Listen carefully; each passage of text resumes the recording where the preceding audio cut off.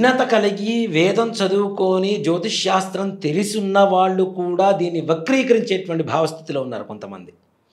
నేను చెప్పేది పూర్తిగా విన్న తర్వాత అంటే వినేంత ఓపిక లేనంత కుళ్ళుని మనసులో పెట్టుకొని మాట్లాడటం కూడా కరెక్ట్ కాదు. అవును. నేను చెప్పేది పూర్తిగా వినాలి.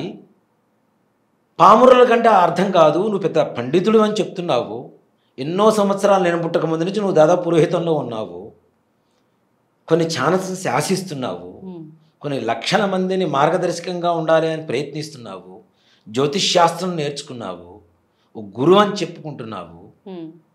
సాటి మనిషి చెప్పేది పూర్తిగా వినాలి. విన్న తర్వాత మన విశ్లేషణ చేయాలన్న ఇంగిత జ్ఞానం కూడా లేకపోతే నువ్వేం గురువు అవుతావు, నువ్వేం మనిషి అవుతావు? అసలు ఫస్ట్ మానవ జన్మకి అర్థం లేదుగా.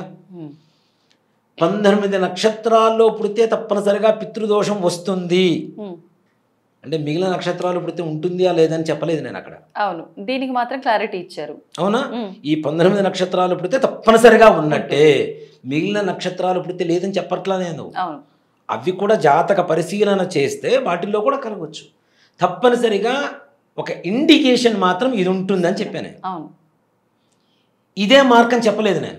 అవునా? అది వినాలిగా, నువ్వు అర్థం చేసుకోవాలిగా. అర్థం చేసుకోకుండా ఇష్టం వచ్చినట్టు నోటికొచ్చి మాట్లాడుతూ ఉంటే ప్రపంచంలో నేను ఒక్కడే నిజాయితీపరుండి పక్కవాడు అందరూ దరిద్రులు వెధవలంటే దానంత దరిద్రం వాళ్ళంత వెధవలు ప్రపంచంలో కూడా ఉండడు.